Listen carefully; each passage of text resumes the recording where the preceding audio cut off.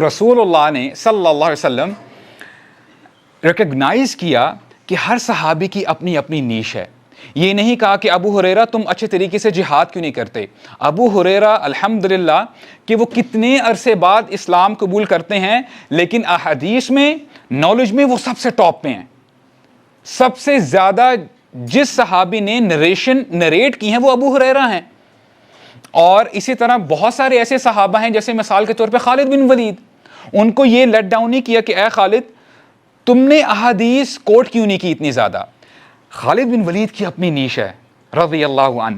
اسی طرح ابن مسعود کے بارے میں آتا ہے رضی اللہ عنہ کہ ایک دفعہ جب وہ درخت کے اوپر چڑھ کے مسواک اتار رہے تھے ہمارے نبی کے لیے، تو کچھ صحابہ نے جب دیکھا کہ ہوا چل رہی تھی اور ان کی ٹانگیں ایکسپوز ہو جاتی ہیں، and he was physically weak, کمزور تھے، تو صحابہ اکرام کی ہنسی نکل جاتی ہے.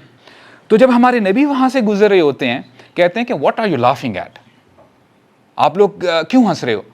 تو کہتے ہیں یا رسول اللہ آپ نے ابن مسعود کی ٹانگیں نہیں دیکھی، ہی از ویری ویک، تو بہت کمزور ہے. تو ہمارے نبی نے یہ نہیں کہا کہ ابن مسعود کھانا زیادہ کھایا کرو، اپنی صحت کا خیال کرو، یہ نہیں کہا. اور ہمارے لیے لیسن یہ ہے کہ اس وقت بھی ان کو اپ لفٹ کیا ابن مسعود کو. کہتے ہیں کہ اے میرے صحابہ، یہ جو تمہیں ٹانگیں جو تمہیں کمزور معلوم ہو رہی ہیں، قیامت کے دن ان کا وزن احد پہاڑ سے بھی زیادہ ہوگا. دس از ہاؤ ہی موٹیویٹڈ صحابہ اکرام.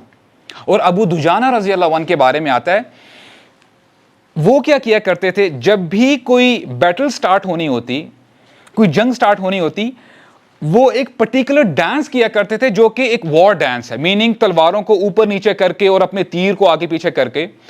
تو کچھ صحابہ نے کہا کہ آپ یہ کیا کر رہے ہو، یہ بفٹنگ نہیں ہے کہ آپ کفار کے سامنے ایسے جو ہے کر رہے ہو.